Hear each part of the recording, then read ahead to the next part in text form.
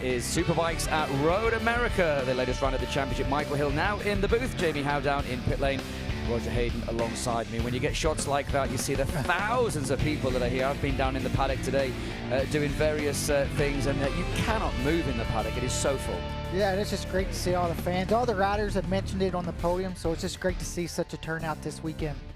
Our final race then of the day, coming from this 4-mile road course, Road America. It is the Royal Enfield Build.Train.Race. Incredible track, as I said. A little bit of rain yesterday, but no rain today. And when you see this ribbon of tarmac, Roger, it really is a jewel in MotoAmerica's crown. Oh yeah, and this track here is awesome. And for all that, you can see the temperature there is 66, track temp 90.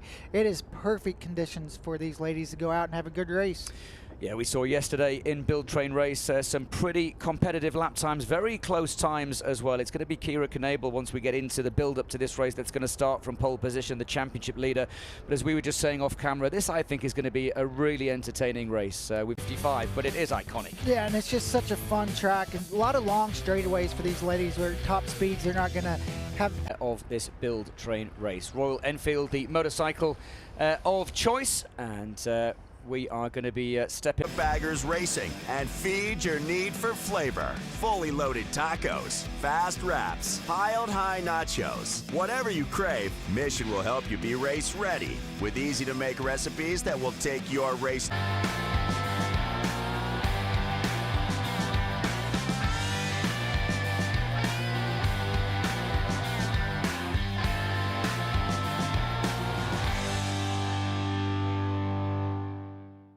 Hi, my name is Josh Marsh, Trade Marketing Manager at Daytona International Speedway for the opening round of the SC Projects Twins Cup Championship. The Aprilia RS660 was first introduced in 2020, and not only did it see tremendous success in showrooms across the world, it claimed the Twins Cup Championship in its first attempt in MotoAmerica.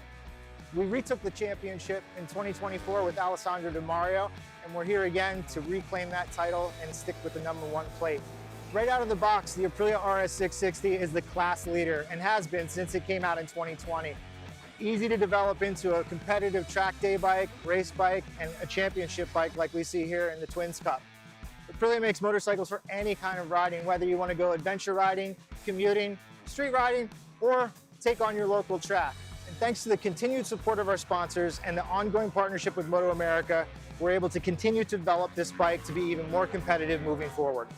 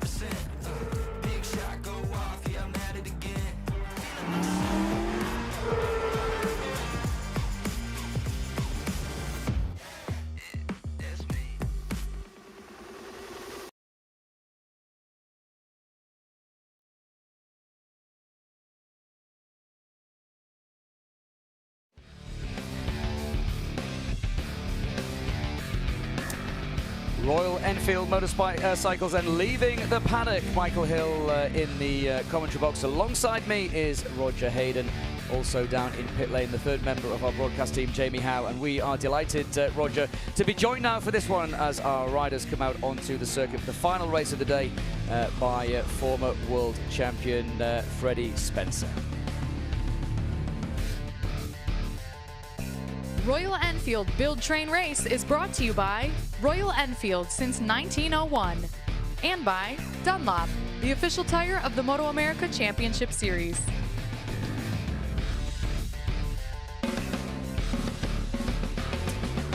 So motorcycles on track. Thanks for staying with us here at Road America, MotoAmerica Live Plus, bringing you live and uninterrupted coverage of all racing classes in this championship. Freddie Spencer joins me now. Freddie, I know I've got to speak to you in the paddock this weekend. The girls have had to deal with some difficult conditions. They've had to wait quite a lot from being the first session to the last race. But what is the mood in the camp down there from the girls?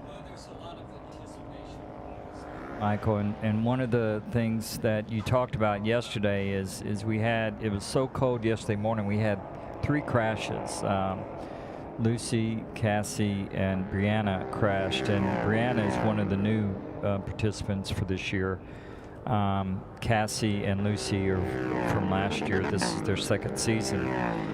And they had to come back from that. We had to repair the bikes, and fortunately that amount of time in between sometimes can work for you. And it worked certainly for, in Cassie's case, there was quite a bit of damage to the bike that we were able to repair and get her back out there for qualifying too. But everybody is ready to go. We're glad the weather is nice. It's beautiful weather. Got some good track temperature for them. And you know, they're working on different things. You know, we talked about in the last race, Roger, Camille Conrad, one of the things that she's working on is her starts for this week. A little different technique that she's going to be trying, going to 1 foot instead of on her tippy toes to try to hold the bike in position to get a little better start. But if you look at the grid of the top 4, they're pretty close, and it should be really competitive. Yeah, absolutely. We'll come to Roger in a second, but I know that Jamie has made her way through the circuit till she's down in the paddock. And as Freddie just said there, Jamie, we could be in for a real good race here. Several riders in with a shout of a podium contention. And it's such a great format where each of these riders are working on something different in their racing journey and being able to come out here and take part in this great big race weekend. So the warmest track conditions that they've had all weekend, track temperature at 92 degrees Fahrenheit right now. And remember, they qualified early on this morning. So very different set of conditions. They've been watching racing together all day long. This is going to be a great 5-lap battle between these ladies. Yeah, couldn't agree more. Thanks, Jamie. And Roger, I want to come to you just to pick up on what Freddie said. And we've talked about it so many times over the last couple of years. There's a great camaraderie, isn't there, Roger, between these riders in the paddock, but when the lights go out, friendships are kind of put on hold.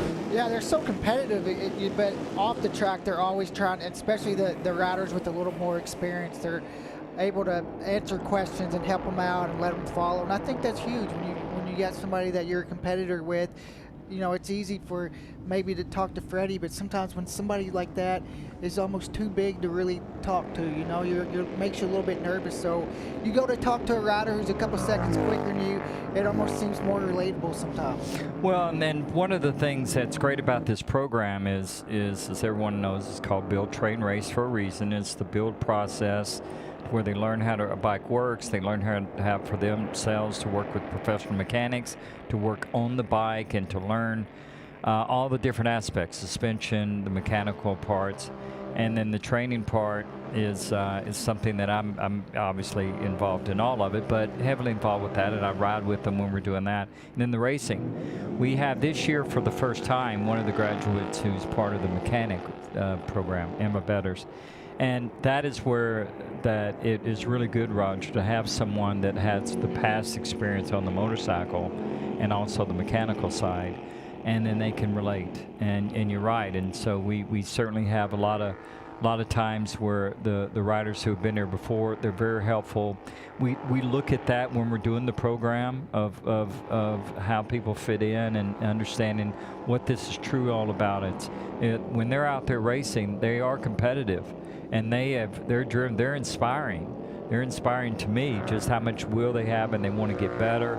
They come back from the crashes as they did yesterday, work so hard on the bike in between sessions, and like I said, it's inspiring, and it's inspiring how they help each other. How about with this being such a long track with drafting, and some of these ladies don't have a lot of experience, and you being the coach, how do you help them get up to speed there early on? Well, you know, they understand, and we talk about you know, when we do the track walk, we talk about that as we're looking at the starting grid here. We talk about on the track walk, you know, all the different parts of the racetrack where drafting is going to be important, and areas that I can help them work on to get up to speed. Let's have a look then at the starting grid as this warm-up lap comes up to completion. Kira Knebel, the championship leader, will start from pole position. Alongside her, just 0.6 of a second between herself and Shane McGregor. Miranda Kane on the front row. Camille Conrad heads row number 2. Cassie Creer heads row number 3. Brianna Everett, who Freddie was talking about, actually spoke to Brianna yesterday down in the paddock. She's very excited, looking forward to a good race. Tati Pathe, Karina Samoas and Brianna Cutler at the back of the grid. As I say, if you are new to this championship, as Freddie already alluded to, build, train, race. These athletes not only build the motorcycles, they train on them. And as you're about to see over the next 12 or 13 minutes or so, they are going to go racing around a circuit that Freddie Spencer first won at over 40 years ago when we went pro racing. He will talk to him about that in a second as these riders then line up on the grid. Only one race concluded so far in the championship after the weather curtailed everything at round 1. It's Kira Knebel then on pole position. She leads the championship. Keep your eyes out on Miranda Kane. She just missed the podium in the opening round of the championship, but all 4 riders in the top 4 in the championship are in the top 4 on the grid here, just not necessarily in the right order in terms of championship standings. Green flag at the back of the grid then. It's a 5-lap race, and it doesn't sound like a lot as we wait for one of the riders there very late to the back of the grid, so there's a small delay while she takes her position. Mr. Padgett there will move very quickly out of harm's way. He jumps over the wall. Here we go then, the final race of the day. Lights are on and lights are off. A little bit of movement from the second row of the grid. I don't know whether Camille Conrad was moving there, Roger, but it seems as though everybody has got cleanly away. One of the riders a little bit slower than the rest, but everybody safely heading down towards turn 1. Yeah, great start. Everybody getting through turn 1. And this is where the draft can be tricky, the very start of this race, whenever the pack is all caught up in one big group. Through turn 1, and it is a very, very confident start from pole position already there, Freddie, with a couple of bike lengths advantage. That is an almost perfect start for the championship leader. She leads into now turn 3 onto the back straight, but as we've seen in so many of the other classes, slipstream, that advantage I would assume is going to get shrunken very, very quickly. Well, one of the things that Kira's worked on is her preparation, and from last year she's made such a huge improvement. We saw that improvement come to fruition at Barber, and this morning it was so cold when they went out this morning session. There's really no reference, point how much better the temperature is now.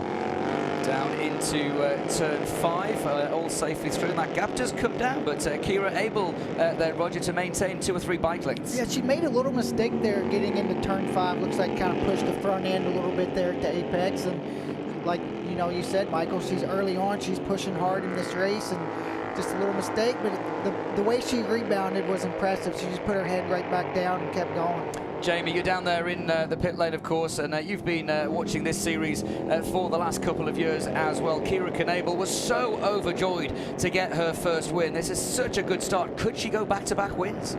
Well, she's going for 25, and 25 is the mentality. Of course, bike number 25, wanting to win the championship in 2025. But for Kira Knebel, she told us earlier on in the weekend that in the off-season, what she really needed to do was step up her training regimen. And you can't just go out to the racetrack as an independent rider and get some track days in. She doesn't have the budget. She doesn't have the time. This is not her profession. And so what she's done over the course of the winter is simply going out to parking lots, just setting up some cones, working on her autocross skills, working on the back and the forth motions, and just getting herself more ready for the race weekend so that she comes off of the trailer and she's ready to go out there, and she's not slowly stepping up to the pace. She's able to go out there and just start attacking it, and you really see it translating to what she's able to do in qualifying as well as now in race conditions. Yeah, absolutely. And Jamie, I'm sure you'll agree with me, and Freddie, I'm sure will as well.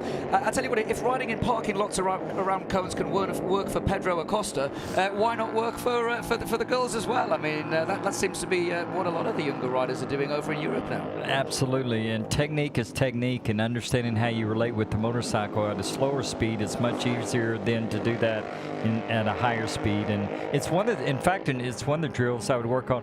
And your brother Nicky used to come out, and when I had my school in Las Vegas, and he would ride with us a lot, and he would do the drills and stuff just like the just like the average rider. And what we talked about is you could work on your braking that way, your trail braking at a slower speed, rolling off throttle, going to the brake, using that front brake to help get the bike to steer.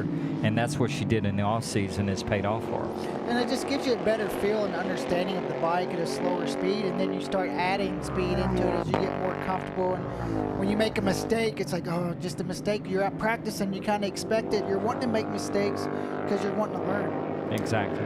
Looking then at this race, we're on to lap number 2. It was a 2-second lead at the end of the opening lap. Very, very impressive stuff then from the championship leader. But that gap seems to have stabilized on this lap as they now come wheel to wheel. Shea McGregor and Camille Conrad. Miranda Kane is going to benefit from a double bike slipstream. There's a real fight here, Roger, for this podium. This is kind of what we expected. Keira's made a good start, but she's not home and dry yet. No, but these two battling like that is going to let Keira kind of pull away a little bit of a gap, but they're hanging in there. They're not letting her check all the way out. They're going to try to stay in that draft. One of the things as well, Freddie, that I really like about this program and have done since it started, it's bringing in a whole new audience, not just in terms of the riders on the circuit, but a whole host of new fans, families, so many young girls as well that are in the paddock. I saw a couple of them earlier on. So excited to be able to sit on the bikes, get up close, and all of these riders, doesn't matter whether it's Keira in the lead or some of the riders that are a bit further back, they are all real role models. Absolutely, and they set a perfect example of inspiration and what is possible. We have such a variety, and we've talked about this before, such a variety of people out there, you know, Keira and the job that she has, and then we have veterinarians, we have engineers, we have people, we have 2 riders now from Brazil, you know, Tati and Karina, and they're, you know, social media, and they have jobs, moms, you know, they have children.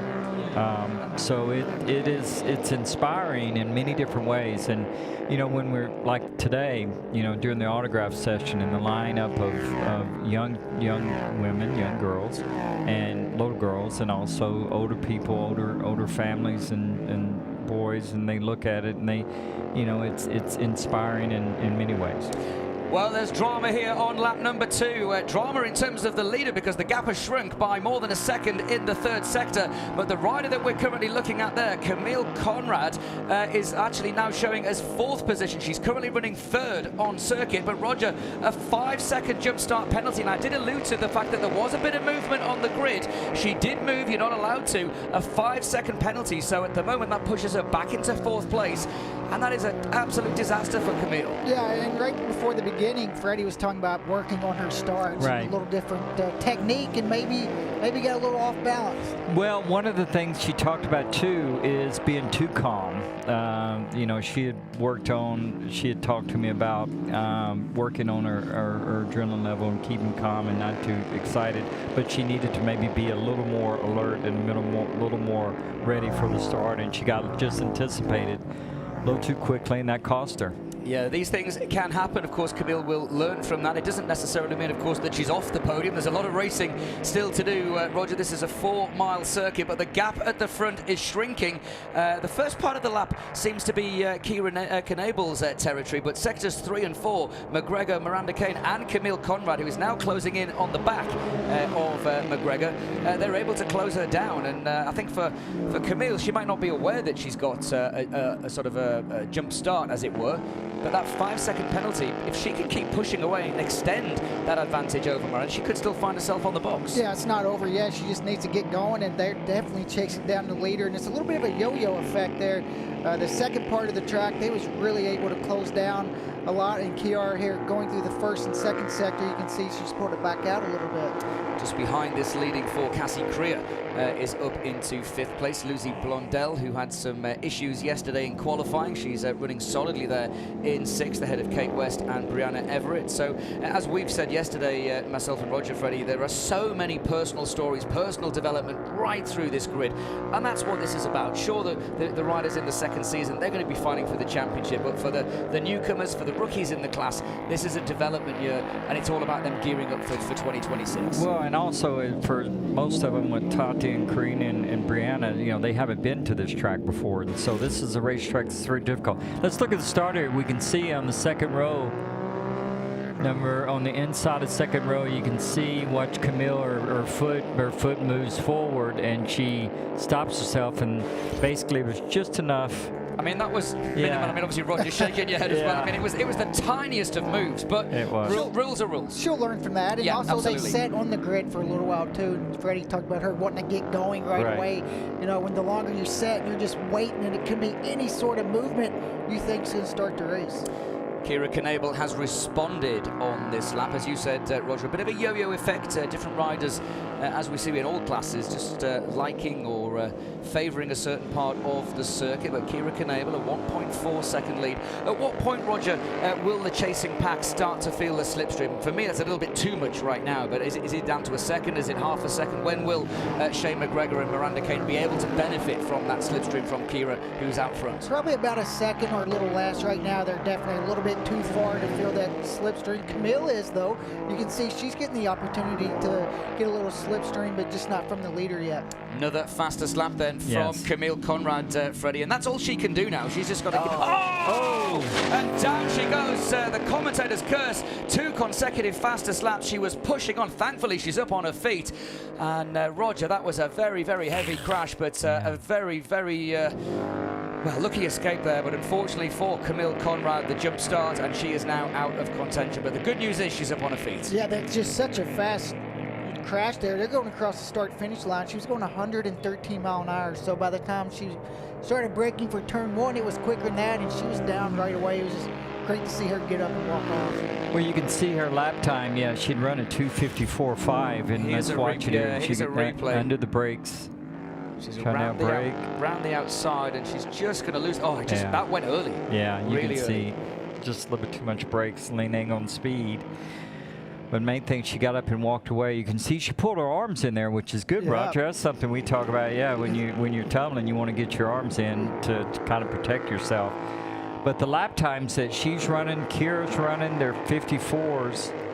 You know, 54, 54.5. You can see that Camille's okay. She's giving us thumbs up. That's so good to see. Yeah. So good to see. And I'm sure the fans at that part of the circuit will also be very appreciative. And to your point there, Freddie, 254.5 set by 3 of the top 4. Shane McGregor at 254.9. We've got 4 riders within 0.3 of a second. So, I mean, it's a very, very competitive championship. It is great. It's great to see it. You can see, we know that the lap record was from a couple years ago, and it's holding up so far. But Kira was thinking that she could probably get down, if need be, down into the high 53s. Yeah, and just to that point of the lap record, the race lap record is at 254.3. Roger, 3 of the riders doing 254.5. That's within a 1/10 and a half of the lap record for 2 consecutive laps by 3 riders. I mean, that's how quick BTR is here at Road America. And even though she feels like she can get into the 53s right now with the 2-second lead, she doesn't need to. Why take the risk? Right. Yeah, Kira Knebel then is commanding things at the front. She saw that lead dwindle down from 2.5 to 1.4. It went back up to 1.8. She's controlling things at the front. Shane McGregor in a comfortable 2nd place. Miranda Kane in 3rd place as we're about to take the white flag, Freddie. It has been an almost perfect race, this, for Kira, hasn't it? Really, really dominant performance. She hasn't been flustered, and I don't want to put the commentator's curse on her, but she's got just 4 miles between her and what would be, I'm sure, a very, very emotional back-to-back win. She wears her heart on her sleeve, and this will mean a lot to Kira. Oh, absolutely. You can watch here. One of the things, Roger, we worked on and we got for this race was single rate rear springs, and that was to help the riders from the standpoint of K-Tech for stability and on the rear of the bikes, and it seems to be, I think, helping as far as setup wise instead of the dual rate rear springs, and you know, that also kind of can help bring the riders together. Yeah, absolutely. Onto the back part of the circuit, and there is the 85 of Camille Conrad. Looks like the bike is still running there in the gravel trap.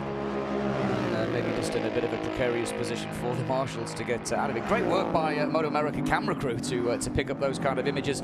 But this is the battle on track then between Shane McGregor, and we've got a red flag. Red flag has come out, and I'm sure that is because of that stricken motorcycle. We are over the 3/4 race distance, and that is going to be a result. Kira Knebel is a back-to-back winner, as there is the red flag. Shane McGregor in second and Miranda Kane. The question I was going to come to with about half a lap to go was, has the track changed much, Freddie, since your first win here more than 4 decades ago? And they're just trying there to get that bike stopped, turn it off, and great work by the marshals, of course. Our thanks to all of the marshals, not just here, but around the circuit. Well, and one of the main areas is safety. Yep. You know, like in all tracks around the world, the safety part of the track is better, and they put in the chicane in the back, so you don't really have that high speed. Oh, so you never had the chicane? We didn't have the chicane. We just go straight into Canada Corner. Wow. And it was like that when you were. Yeah, it was. Oh, you had the same then? Yeah. For a couple of years. Yeah, a couple of years. It was fast. Yeah, it was fast. You had to man up. Wow, that's impressive. I mean, and even again, just a few years ago, even when you were riding as well, Freddie, the speeds there must have still been well in excess of 170, 180 mile an hour. Yeah, I mean, it's impressive stuff. It was pretty high. Yeah. And we were running super bikes and stuff, through here. Yeah. But I actually had a throttle stick on my bike coming through on the exit of Canada Corner. I was leading Eddie Lawson there in the superbike race in '81.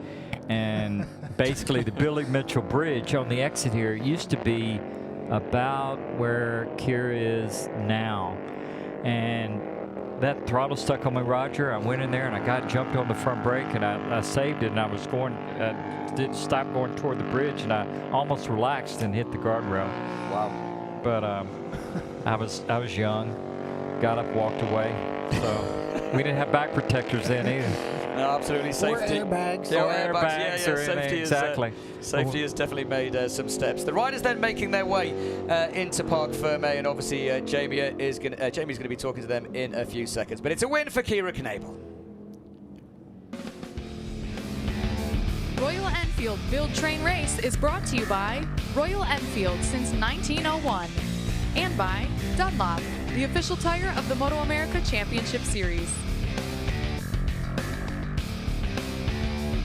Thanks for staying with us. Riders then down in Parc Ferme. 50 points out of a possible 50 in the first 2 completed races of the season. Then for Kira Knebel, it's another podium for Shane McGregor. And Miranda Kane gets her first podium on the board for the season. Cassie Crea, Roger, a little bit away from that podium fight, but she will be happy to salvage 13 championship points there with a very, very solid 4th place. Kate West and Lucy Blondell rounds out the top 6. And that's just the thing, collecting points as the year goes on, and that's really going to add up when the title and championship standings toward the end start coming into play.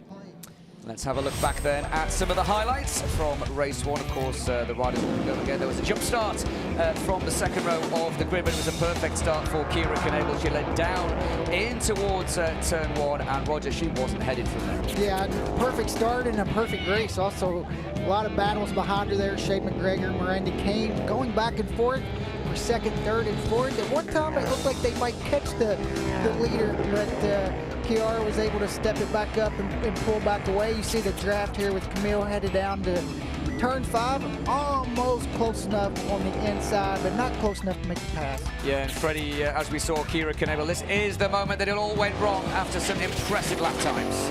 Yeah, you can see Camille got in there a little bit too hot for the amount of brakes and the speed that she was going, and then they actually threw the red flag. The most important thing, Camille was okay. But they threw the red flag, and that allowed Kira to be able to have the pace. I'm really impressed with the speed that the top 4 were going. Yeah. They had a great battle, and to get down that close, all of them, to the existing race lap record was impressive. Yeah, absolutely. On the lap record pace.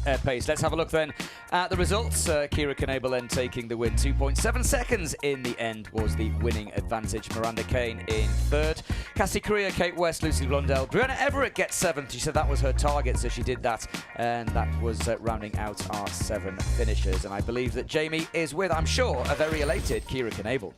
Yes, for Kira Knebel coming in to this race as the pole sitter, the most recent and only race winner so far of this 2025 season. 25 and 25, I know that's the goal for you, but you've had to manage not just yourself over the course of the day, but the adrenaline as well, being the first group out for qualifying this morning, getting the adrenaline back up for the race. How do you do it?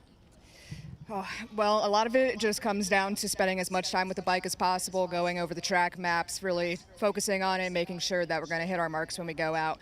It was a little messier than I would have liked it. We're still trying to dial in the suspension, but K-Tech's been under the tent with us all day with these new springs that they handed us, so it's been really great having them there. The fresh Dunlops on it were sticking really good when I was able to get the drive out of the corners, and you know, I'm really just thankful that we're able to be here and do this, and Royal Enfield has provided us a really great opportunity, not just for us, but for women in the sport. And it's super awesome to see these other two women up here with me today, and I know that they were pushing for it, but I'm glad I was able to hang on. I saw the red flag, and I was hoping that nobody was too hurt, so I just wanted to get off the track as soon as possible. So I'm glad to hear that Camille is doing pretty good. Yeah, she was able to get up and walk away. But for you, yourself, I know going into the race tomorrow, you want to get better on the technical side of the sport as well. Knowing what you know now about the racetrack and these temperatures, we're expecting very similar conditions for tomorrow. What do you want to work on overnight? I really want to make sure that I'm cleaning up my just my racecraft, like being able to make sure I'm hitting my shifts, not sliding quite as much out of the corners. I think that I'm using a lot more of the racetrack than I was previously, and I'm really happy about being able to get that down. But definitely I can clean it up a lot more and hopefully still give them a good run for their money. All right, congratulations to our race winner here, race number 1, Kira Knebel. I'm going to move on over to second place. Also starting this race in second today, it is Shay McGregor. Now, I know coming into the weekend, one of the things you really wanted to do was improve the mechanical aspect as well. After the race, how do you feel you did? I think I did pretty well. There's always room for improvement. We did get new suspension from K-Tech, and it's awesome, but we're still dialing it in.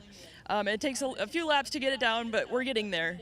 But I'm so happy to be on here with the team, and I'm thankful to BTR and everybody in the program and Dunlop for keeping us with sticky tires and all of that. I'm happy that the CRA finished top 3.